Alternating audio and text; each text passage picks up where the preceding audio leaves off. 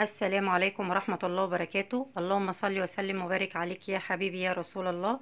نبدأ يوم جديد بفيديو التوفير. معانا برجر فراخ هنعمله بطريقة حلوة قوي وموفرة معانا. معايا 600 جرام بانيه. ممكن نحط الأوراق عادي. هحط بديل الفول الصويا اللي الشركات بتحطها في أي برجر. هحط بديلها فاصوليا بيضة. اللي هيستغرب ان هي فاصوليا بيضة ازاي تدخل في البرجر، هتزود معايا الكمية وطعمها مش هيبان خالص ولا اي حاجة. انا حطيتها بس بديل الفول الصويا، لان اللهم بارك عندنا اولاد وصبيان. وهي غلط عليهم، بترفع الهرمون الانوثة عندهم، فده طبعا غلط. فاحنا هنضيف بديلها فاصوليا البيضة، لان البرجر الفراخ بيبقى لونه فاتح معايا، ما ينفعش احط له اي اضافات تغمقه معايا في اللحم بتاعه.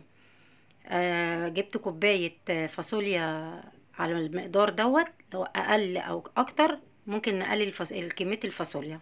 هي الكوباية معايا مظبوطة جدا. بدأت اسلقها سلقة جامدة تتهري معايا. وهنا فرمت البانيه فرم نص فرمة كده، ما نعمتوش قوي. وهنا كانت الفاصوليا خلاص استوت. فرمتها برضو. وبعد ما افرمها شوية هضيف عليها التوابل. معلقة صغيرة توم بودر وبصل بودر، وثلاث معالق بقسماط ناعم. نضيف صويا صوص، كوباية زبادي. ممكن بدل الزبادي لبن رايب عادي. ممكن نشا. اي اضافات بتبقى كويسة في البرجر. معلقة ملح صغيرة ومعلقة فلفل اسود. بس كده. وهفرمهم تاني وانزل بيهم كلهم على البانيه واخلطهم كلهم في بعض. بس لازم تتركن شوية تمسك معايا. وبعد ما اعملها برضو هحطها في الفريزر شوية كده. فرمتهم كلهم يتخلطوا ببعض، الزبادي والثوم البودر والبصل بودر والبقسماط، ملح فلفل. كده هنزل بيهم كلهم على البانيه، هخلطهم كلهم في بعض كده واديهم هرسة جامدة كده ببعض. وبعد كده هجيب المكبس معايا اللي بعمل بيه البرجر، واجيب اكياس مقطعاها، اكياس تلاجة عادي الموجود نشتغل بيه عادي. وهبدأ اعملهم. لو لقيت العجينة بتلزق معايا ممكن اضيف معلقة بقسماط تاني او معلقة دقيق، بس البقسماط بيبقى احلى بكتير.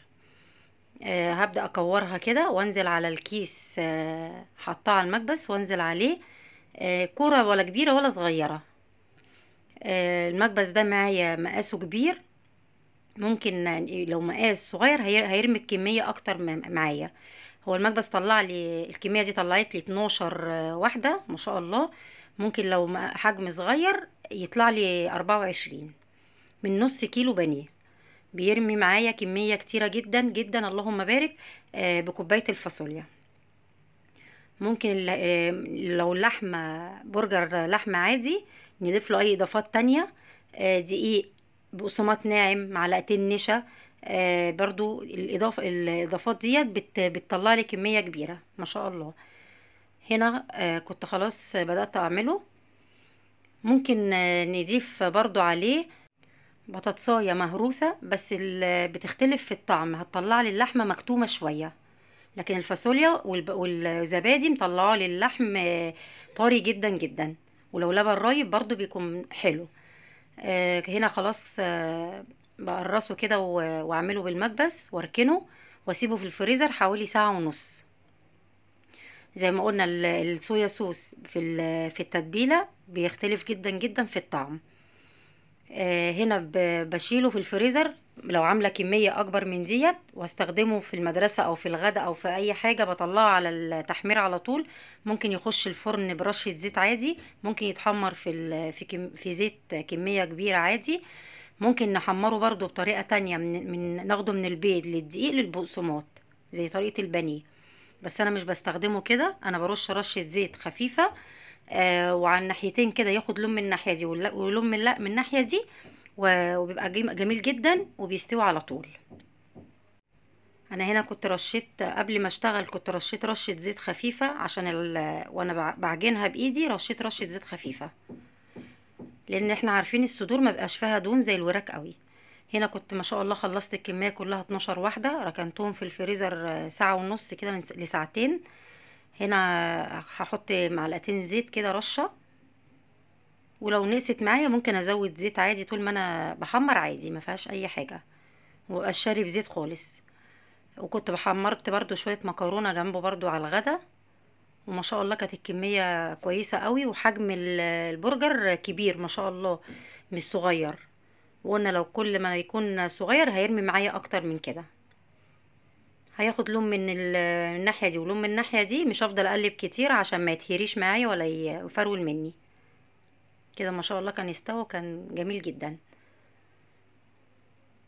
نعملها في البيت اوفر وانضف واضمن من بره. اللحوم اللي بره ما بتبقاش مضمونه خالص خالص. انا بحب اعمله لهم في البيت فراخ او لحمه، واحط لهم في الفريزر يستخدموا في اي وقت، المدرسه، الغدا، لاي عيل جعان ممكن واحده تشبعه مع رغيف عيش ولا حاجه، بتبقى جميله جدا. ان هنا كنت هحمر الكميه كلها لان للغدا